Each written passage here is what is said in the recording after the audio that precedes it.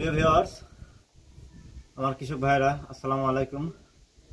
আজকের ভিডিওতে আমি আপনাদের গুরুত্বপূর্ণ কিছু বিষয় জানাবো। সেটা হচ্ছে আপনারা এর আগে অবগত আছেন যে আমি কিন্তু টমেটো পতিত জমিতে আবাদ করতেছি। ইতিমধ্যে কিন্তু গাছ রোপণ করছি। তো এখন কিন্তু আমার গাছের সারটা দেওয়া খুবই প্রয়োজন। আপনারা গত ভিডিওতে কিন্তু দেখাইছে আপনাদের যে টমেটো গাছের যে বেসটা কিভাবে করতে হয়, কতটুকুন করতে হয়, কতটুকুন দূরত্ব রাখতে হবে, সবকিছু কিন্তু আপনাদেরকে আমি দেখাইছি। তো সেক্ষেত্রে আজকে কিন্তু আমি আসছি, দেখেন ইসরায়েল ভাই দোকানে আসছি। আমি কিন্তু এখান থেকে সারগুলো নেব, কি কি সার, কি কি বীজ, ভিটামিন যে বীজগুলো আছে ওগুলো নেব। সর্বোপরি আসলে আপনাদের একটা কথা আমি বলি, যে মেসেজটা এখন এই ভিডিওর মাধ্যমে আপনাদেরকে দেবো, সেটা হচ্ছে যে প্রথমত আপনারা আগে যে নির্দিষ্ট একটা দোকান বেছে নেবেন, যে দোকানে আপনাদের সর্বোপরি সব রকম জিনিস আপনারা পাবেন। সার থেকে শুরু করে সব কীটনাশক আপনারা যেখানে পাবেন সেখানে যাবেন।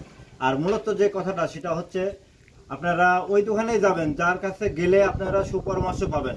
কেননা বিগত প্রায় 7-8 বছর হচ্ছে আমি ইসরায়েল ভাইয়ের সঙ্গে কিন্তু আমার খুব ভালো সম্পর্ক। উনি আমাকে অনেক সময় অনেক কাজে হেল্প করে। অনেক সময় দেখা যায় যে আমি চাষাবাদের ক্ষেত্রে একটু সমস্যা হচ্ছে, তো ইসরায়েল ভাইকে জিজ্ঞেস করলে আমাকে বলে। তো যাই হোক, আজকে কিন্তু আমি আপনাদেরকে দেখাবো যে যেসব জিনিসপাতির কাছে নিতে হবে। আসলে আপনারা ভালো একটা দোকানদারের কাছে যাবেন যেখানে সুপরামর্শটা পাবেন। তো ভিউয়ার্স, কথা বাড়াবো না, আজকে আমি আপনাদেরকে দেখাবো যে কি কি বীজ টমেটো গাছের জন্য প্রয়োজন। আজকে কিন্তু অনেক ঠান্ডা শৈত্য প্রবাহ চলতেছে। এই শীতের মধ্যে কিন্তু আমি আজকে এই দোকানে চলে আসছি, কেননা প্রয়োজন। তো সঠিক পরিচর্যা কিন্তু আপনাদের সঠিকভাবেই করতে হবে। যখন যে গাছের যেটা প্রয়োজন সেটা দিতে হবে। এখন এই ঠান্ডা দেখে লাভ নাই, কারণ আমার সারের প্রয়োজন। তো ভিউয়ার্স, এই ইসরায়েল ভাই, কি ভালো আছেন তো আপনি? আলহামদুলিল্লাহ। আপনার কাছে আসলাম ভাই, অনেকদিন হয়ে গেল, প্রায় 7-8 দিন আসি না।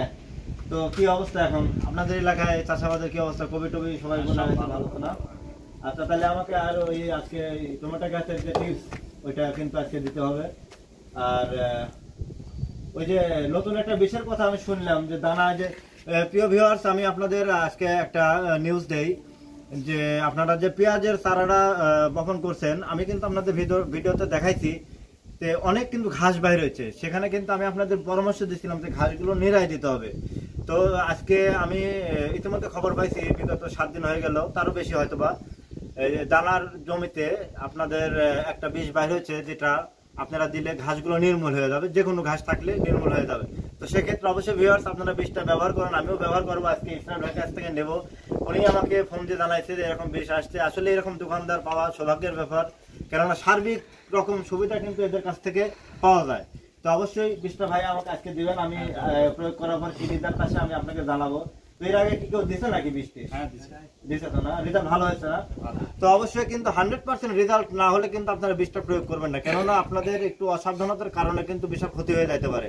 তো ভিউয়ার্স, পরবর্তী ভিডিও দেখার আমন্ত্রণ জানিয়ে এখানে শেষ করবো আজকে। আমি কিন্তু যেহেতু এখন সারটার লেবো ব্যস্ততার মধ্যে আছি, তো ভালো থাকেন। আগামী ভিডিও দেখার পর এখানে শেষ করছি। খোদা হাফেজ, ধন্যবাদ।